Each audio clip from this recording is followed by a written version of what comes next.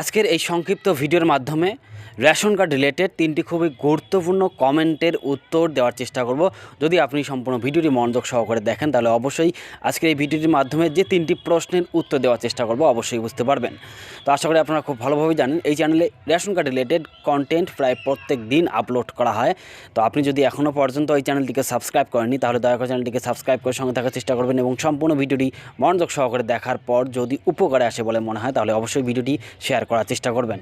প্রথম কোশ্চেনটি হচ্ছে অথবা সর্বপ্রথম কমেন্টটি হচ্ছে যে দাদা রেশনে গম কবে দিবে, ঠিক এইভাবে অনেকেই কমেন্ট করে। অবশ্যই উত্তর দেওয়ার চেষ্টা করব।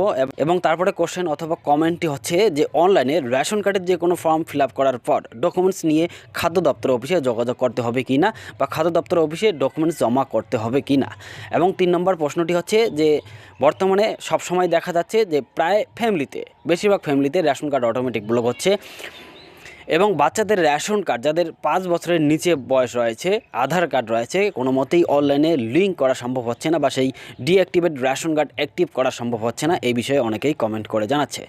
তো সর্বপ্রথমে আলোচনা করার চেষ্টা করব লাস্ট কোশ্চেনটি নিয়ে, যে অনলাইনে বর্তমান পরিস্থিতিতে কেন লিঙ্ক হচ্ছে না, শুধুমাত্র বিশেষ করে দেখা যাচ্ছে বাচ্চাদের ক্ষেত্রে। তো গত কয়েকদিন থেকে বর্তমান অবধি দেখা যাচ্ছে যে শুধুমাত্র বাচ্চাদের রেশন কার্ড অ্যাক্টিভ করার জন্য যদি প্রসেস অবলম্বন করা হয় অনলাইনে, সম্পূর্ণ প্রসেস কিন্তু অলরেডি সাকসেসফুল হয়ে যায়, কিন্তু কয়েকদিন পর চেক করলে দেখা যায় যে রেশন কার্ডটি এখনও পর্যন্ত ব্লক রয়েছে বা অ্যাক্টিভ এখনও পর্যন্ত হয়নি। তো এটা ওয়েবসাইটের সমস্যার কারণে হয়তো বা হতে পারে, তার জন্য অপেক্ষা করুন। অবশ্যই ওয়েবসাইটের সমস্যা ঠিক হলে আপনারা অবশ্যই বাচ্চাদের রেশন কার্ডও অনলাইনেই অ্যাক্টিভ করতে পারবেন যাদের বয়স 5 বছরের নিচে রয়েছে এবং আধার কার্ড রয়েছে। এবং 5 বছরের ঊর্ধ্বেরও কোনো সময় সমস্যা দেখা যায়, তবে বেশিরভাগ সময় আধার লিঙ্ক হয়ে যায় 5 বছরের ঊর্ধ্বে বয়স হলে। তো সাধারণত আমার ব্যক্তিগত মনে হয় যেটা, যে বাচ্চাদের আধার কার্ড করার সময় কিন্তু বাচ্চাদের যেটা ফিঙ্গারপ্রিন্ট সেখানে কিন্তু থাকে না, শুধুমাত্র ফটো থাকে। যেহেতু বায়োমেট্রিক অথেন্টিকেশনের প্রয়োজন রয়েছে, তার জন্য হয়তো বা সমস্যা হচ্ছে ওয়েবসাইটে।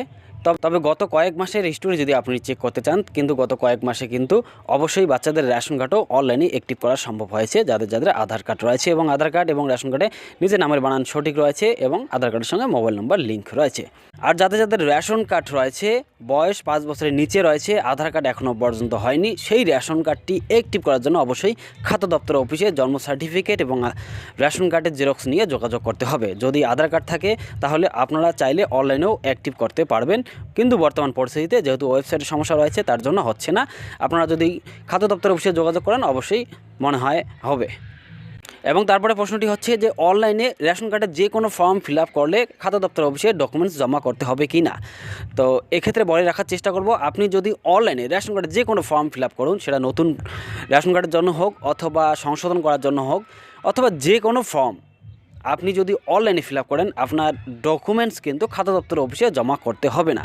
শুধুমাত্র কোনো সময় দেখা যায়, কোনো ব্লকে দেখা যায় 8 নং ফর্ম এবং 3 নং ফর্ম যদি ফিল আপ করা হয়, সেক্ষেত্রে ডকুমেন্টস ভালোভাবে ভেরিফাই করার জন্য খাদ্য দপ্তর থেকে ফোন আসে বা খাদ্য দপ্তর থেকে যোগাযোগ করার জন্য বলে। অবশ্যই সেক্ষেত্রে ডকুমেন্টস নিয়ে খাদ্য দপ্তর অফিসে যোগাযোগ করতে হয়, তবে সব ব্লকের ক্ষেত্রে কিন্তু সমান নয়।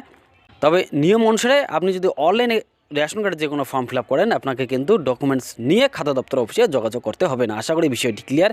এবং তারপরের প্রশ্নটি এবং খুবই গুরুত্বপূর্ণ প্রশ্নটি হচ্ছে যে রেশনে কবে গম দিবে।